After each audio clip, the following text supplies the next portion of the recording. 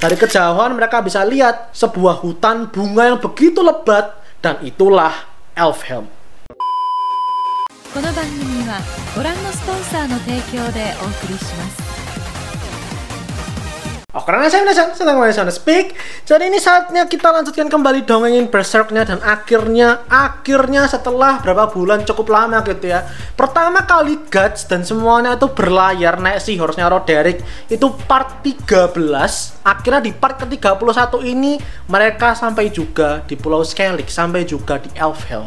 Yang mana ini sebenarnya nggak begitu sebanding gitu dengan orang-orang yang ngikutin mangganya dulu waktu masih ongoing. Buat yang belum tahu nih ya, kalian ngikutin Berserk, kalian tahu kalau bagian cerita waktu Arc, Guts dan semuanya itu di kapal melalang buana bertempur ke sana kemari, ini sama orang-orang dibercandain sebagai Arc kapal, Arc perahu, boat Arc. Karena saking lamanya ini orang-orang Guts dan semuanya ada di atas kapalnya Roderick dalam perjalanan nggak nyampe 10 tahun. Kalau di kehidupan nyata nih ya, pertama kali Guts dan semuanya tuh naik kapal itu ada di chapter 278. Itu rilisnya di tahun 2007. Oke. Kemudian di chapter 341 akhirnya baru nyampe ke destinasi. Itu rilisnya tahun 2017. 10 tahun. Itu kalau punya anak dari brojol masih bayi sampai udah mau lulus SD, ya kurang lebih segitulah penantian lamanya orang-orang yang waktu itu nungguin mangganya, ngikutin ceritanya waktu lagi ongoing. Tapi ya sudahlah, itu sedikit trivia aja di awal. Mari langsung kita masuk aja bagaimana akhirnya kita perjalanan Guts dan semuanya sampai ke tujuan mereka ke Pulau Skellig. Mari semua kita mulai dari part kali ini. Silakan di like, subscribe, demikian bahasan kali ini. Sorry full Instagram Sound Speak. Mari kita mulai ceritanya.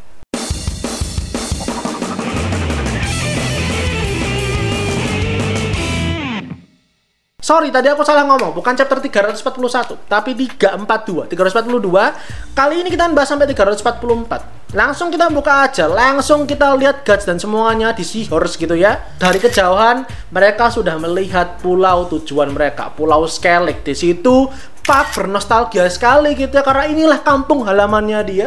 Di situ Guts melihat dari kejauhan, dia terima kasih sekali dengan si Roderick gitu ya, karena kalau nggak ada Roderick gimana caranya mereka bisa berlayar. Pundalnya dia juga terima kasih dengan semua orang gitu ya, semua krunya dia, partinya dia, terutama Farnese sama Sirke yang sudah berjasa nge-backup si Guts pakai sihir gitu kan, ngebantu pakai sihir, nyembuhin dia, jagain Casca. Pokoknya semua orang terlibat dalam perjalanan ini itu nggak mungkin kalau bukan karena mereka. Intinya, tapi kemudian mereka pun berlayar sampailah di pantainya gitu loh ya. Mereka berlabuh di sana, turunin Sekoci, mereka pun jalan ke sana. Begitu turun dari Sekoci, ini ibunya si Isma bersama para Merrow lainnya, para mermaid lainnya itu bilang, kami akan berjaga di pinggir pantai sini. Kami akan ngawasin. Di situ ibunya si Isma ini ngasih kayak peluit gitulah ya. Wujudnya tuh kerang dikasih ke Isma. Dia bilang, Isma kalau ada apa-apa panggil aku aja lewat peluitnya ini, lewat kerangnya ini. Nanti suaranya akan langsung aku dengar, dan kalau kerangnya kamu tempelin ke telinga, kamu bisa dengar suaraku. Setelah ngasih itu ke Isma dan dibawa sama si Isma gitu kan. Ini ibunya si Isma memperingatkan ke semua nih, memperingatkan ke partinya Guts, kalian harus berhati-hati. Jangan terlalu terlena, jangan terlalu berlama-lama di pulau ini, karena arus waktu di pulau ini itu berbeda dengan di luar sana. Jadi kayak di dongeng-dongeng gitulah, atau kayak di fairy tale kalau kalian tahu. Ini pulau itu arusnya mungkin entah lebih cepat, entah lebih lambat dibandingkan dunia luar. Jadi kalau kita terlena di pulau ini berlama-lama tanpa kita sadari, mungkin kerasannya cuma sebentar doang nih. Tapi di luar sana itu sudah bertahun-tahun lamanya waktu terlewati. Itu yang harus diingat. Dan si Roderick sempet tanya gitu kan, gimana dengan kapalnya dia, dengan krunya dia? Kan nggak ikut masuk tuh, cuma di pinggiran pantai. Apakah juga akan terdampak dengan arus waktunya? Si ibunya Isma bilang enggak. Kalau masih di area pulau, semuanya masih aman. Arus waktunya masih sama. Ya sudah, akhirnya mereka semua turun, mereka semua masuk ke dalam pulaunya ini. Begitu udah sampai, semuanya turun termasuk si Azan ya. Aku tuh nggak ngerti sampai sekarang, Azan ini apakah sudah official masuk ke partinya Guts apa enggak? Karena sampai sekarang sih dia selalu ngikutin si Guts dan semuanya sih. Pokoknya semuanya turun, termasuk abangnya Farnese, si Magnifico kalau kalian lupa, juga masih ikut dalam perjalanan. Di situ para bocil nih ya, si Isidoro sama Isma tanya ke Pak. Pak itu kan kamu halamannya di sini nih, di Elfhelm, di Pulau Skellig. Mereka tuh tanya, lah Pak, kamu tuh dulu ngapain kok ninggalin pulau ini?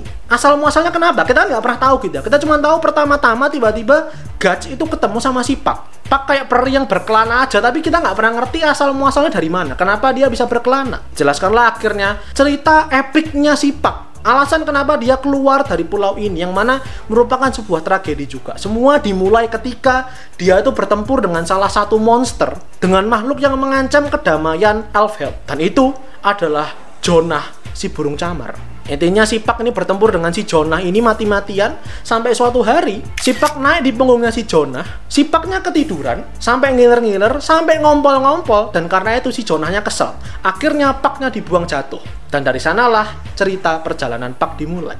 Tapi anyway, semuanya masuk kan ini akhirnya. Semua masuk lebih dalam sampai mereka masuk ke sebuah area padang rumput luas gitu ya. Dan di sana itu ada banyak sekali kayak batu-batu nisan.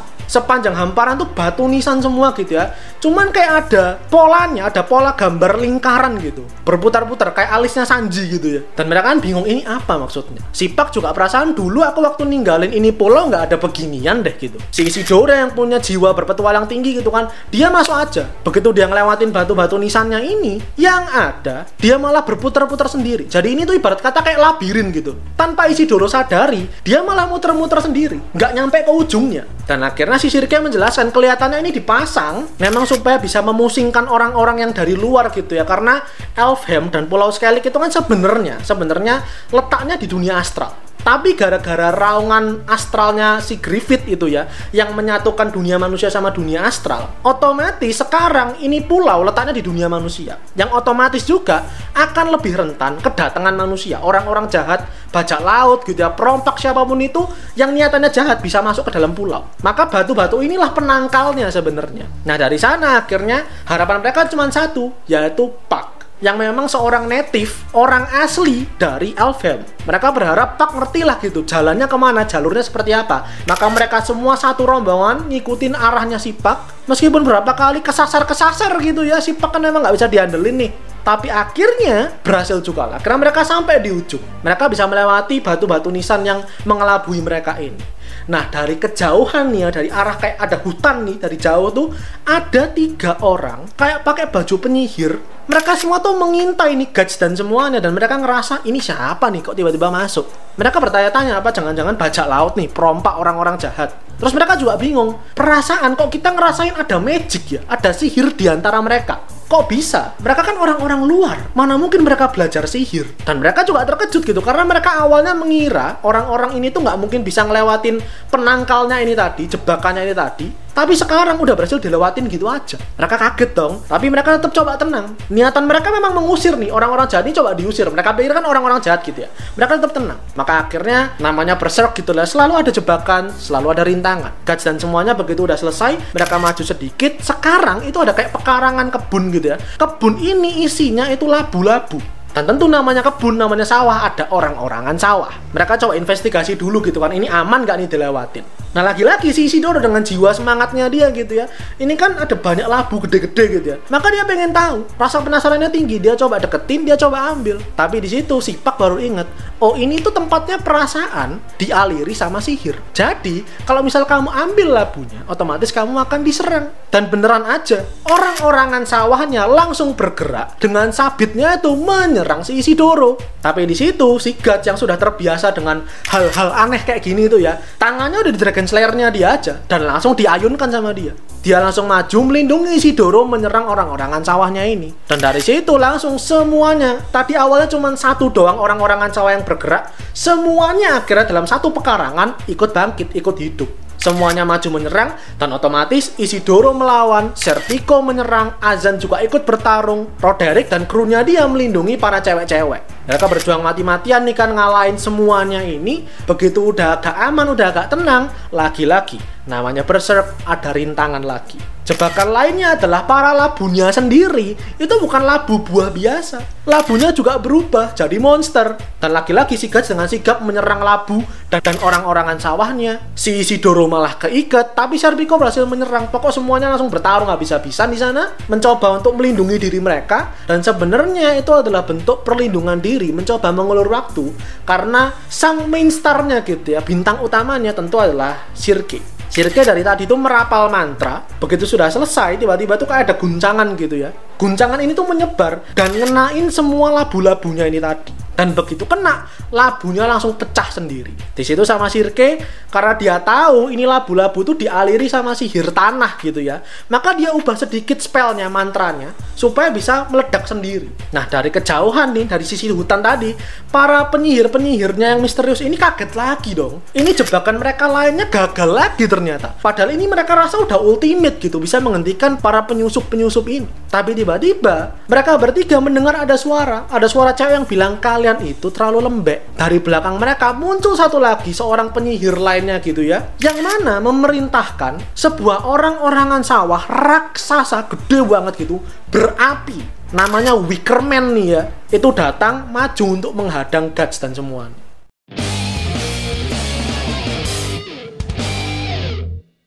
Si penyihirnya ini tadi kemudian menunjukkan dirinya dia terbang dengan sapu terbangnya dia nih, dan dia bernama Morda. Sebenarnya memanggil Wickerman ini tadi itu hal yang tabu, hal yang dilarang, karena sihirnya cukup tingkat tinggi gitu sebenarnya. Tapi Morda ngerasa ini kalau nggak diapa-apain, maksudnya Wickerman-nya cuma dijadiin dekorasi doang, nggak buat menyerang para musuh, ya buat apa? Jadi ya udahlah, mending daripada nggak ngapa-ngapain gitu kan, mending dimanfaatin aja.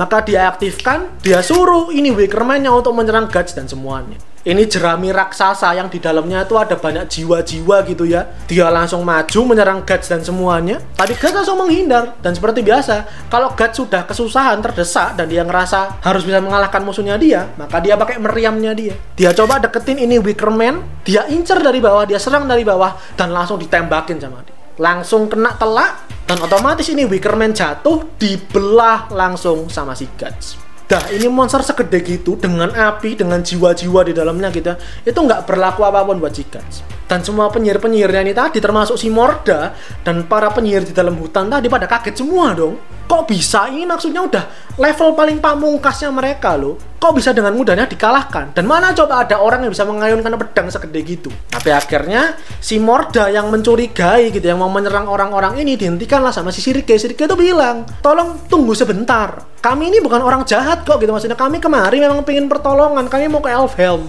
Akhirnya para penyihir-penyihir ini tadi yang dari dalam hutan itu pada keluar semua. Mereka pada keluar semua karena pada panik gitu kan. Ini pekarangan kebun harusnya ya aman-aman aja, tapi sekarang kebakaran. Maksudnya kalau cuma rusak tadi, hancur gara-gara labu dan orang-orangan sawah masih mending gitu. Sekarang kebakaran semua, dan kebakarannya gede luas. Mereka harus bisa mademin ini dong gitu kan. Mereka sedang panik kayak gitu, tapi tiba-tiba dari kejauhan ada sebuah sihir mengendalikan cuaca. Awan langsung berubah, langsung hujan lebat. Hujan lebat langsung mengguyur itu kebun, memadamkan semua apinya. Dari kejauhan kita lihat nih, orang yang menerapalkan mantra itu adalah seorang kakek-kakek penyihir naik kambing bandot. Ternyata si kakek-kakek ini adalah salah satu guru besarnya para penyihir-penyihir muda ini. Dia minta semua murid-muridnya dia ini, para penyihir-penyihirnya, untuk mundur dulu gitu kan. Jangan terlalu galak gitulah ya, terutama si Morda. Nanti bakal diomelin nih pasti. Dan si kakek-kakek ini bilang, saya minta maaf atas keterlambatan saya. Karena ya saya kan udah tua gitu ya. Ini kambing saya juga udah tua, jadi geraknya nggak bisa cepet. Nah di situ kan ada kata keterlambatan. Terlambat itu kan berarti sudah mengantisipasi sesuatu gitu kan. Maka Sirke itu tanya, apakah berarti Anda ini sudah tahu kalau kami bakal kemari? Nah si kakek penyihir yang bernama Getfring ini kemudian bilang bahwa pemimpin mereka, pemimpin para peri, para penyihir itu sudah dapat firasat bahwa Guts dan semuanya akan datang ke Elfhelm. Nah, ketika bilang pemimpin peri, di situ Sirke merasa jangan-jangan teorinya dia soal si Moonlight Boy itu adalah utusan atau manifestasi dari Hanafubuku sendiri, itu ternyata benar. Dan selain itu, si kakek Getfring pribadi juga mendapat pesan dalam mimpi di mana teman lamaku itu datang dan bilang, tolong nanti muridku akan datang kemari, tolong dijamu, tolong dibantu. Nah, Sirke mendengar itu, tahu teman lama yang dimaksud itu adalah mentornya dia, Flora. Maka akhirnya sudah, setelah penjelasan ini tadi, Guts dan semuanya akhirnya dijamulah. Mereka pun diantarkan masuk akhirnya. Mereka jalan lebih dalam ke arah pepohonannya itu tadi, ke arah hutannya itu tadi. Mereka harus melintasi hutannya ini dulu, yang mana hutan-hutannya ini kayak di game Mortal Kombat kalau yang pernah main gitu ya. Living Forest, hutannya itu ada mukanya, dan mukanya hidup gitu. Mereka pun melintasi hutan-hutan ini sembari Isidoro lagi-lagi gitu ya, selalu eksplor ke sana kemari, tangannya dicokot sama pohon. Di situ si Sirke berkenalan dengan para penyihir-penyihir lainnya ini. Satu Kuka namanya, yang satu Johnny namanya, yang satu Teune namanya. Mereka pun berkenalan akhirnya, dan si Kuka tanya gitu kan, kamu tuh kan penyihir, ini ada 2 elf juga, ada 2 peri, ngapain kalian itu satu rombongan dengan para manusia ini? Kan aneh gitu rasanya gitu ya. Nah si Sirke menjawab, ya ceritanya panjang lah, tapi intinya kami semua tuh dipertemukan, kami semua punya ikatan, dan kami semua dalam perjalanan ini untuk menyembuhkan si perempuan ini, yang mana yang dimaksud adalah Keska. Nah mendengar hal itu, si Kuka tuh bilang, oh kalau gitu kelihatannya bisa deh. Kalau nggak salah, Raja Badai Bunga, yang mana si Hanafu Buku nih ya, Raja Badai Bunga tuh punya koridor mimpi, yang mana koridor mimpi kelihatannya bisa dipakai untuk mengembalikan, untuk menyembuhkan si Keska ini. Mendengar itu, si Guts tersenyum dengan lega. Jarang-jarang kita ngeliat Abang Guts senyum gitu kan, tapi di situ dia ngerasa lega karena perjuangan dia gitu, maksudnya semua petualangan dia tuh worth it ternyata. Nah karena mereka pun sembari berjalan terus berbincang-bincang, para penyihir-penyihir ini tuh memuji Guts dan semuanya, maksudnya setelah kejadian besar yang menimpa dunia, yang mana raungan astralnya si Griffith tuh ya, kalian tuh cukup berani juga tuh, karena dunia kan sedang carut-marut, semuanya sedang chaos di mana-mana. Kalian berani juga tuh lanjutin perjalanan sampai kemari. Nah di situ si Getfring menjelaskan bahwa kejadian yang menggemparkan itu adalah raungan besar dunia astral. Nama ini sebenarnya yang ngasih adalah para penyihir ini. Para penyihir ini dapat info, dapat kabar bahwa yang menyebabkan raungan astral ini adalah Sang Elang.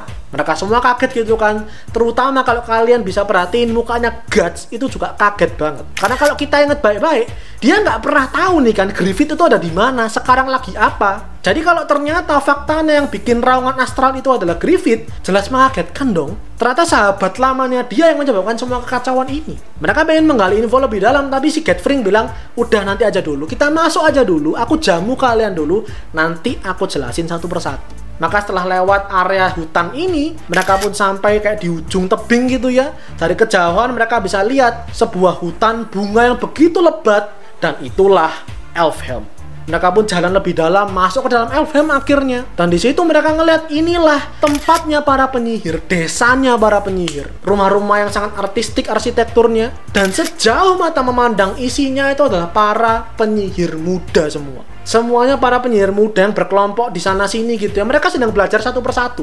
Ada yang coba ngendalin elemen, ada yang bikin ramuan segala macem. Pokoknya ini bener-bener tempatnya para penyihir. Di situ ada satu grup cewek-cewek penyihir gitu ya. Mereka ngeliat partinya Guts ini kan kaget gitu kan. Ini manusia-manusia ini siapa? Orang-orang luar ini ngapain diizinin masuk? Baju mereka kok ya kayak gitu semua gitu kan. Udah jelas mereka bukan penyihir pasti. Nah penolakan dan kebingungan para gadis ini justru bikin si Isidoro makin beringas, makin barbar gitu kan. Langsung disamperin ini para cewek-ceweknya, mencoba memperkenalkan diri tapi malah dipukulin habis-habisan, ditonjokin pakai tongkat semua gitu kan. Bonyok banget nih Isidoro. Tapi akhirnya ya sudah, si Getfring bilang, kalian semua kelihatannya sudah berkenalan dengan cukup baik, sudah lumayan akrab sekarang, mari sekarang aku jamu masuk dulu ke dalam rumahku.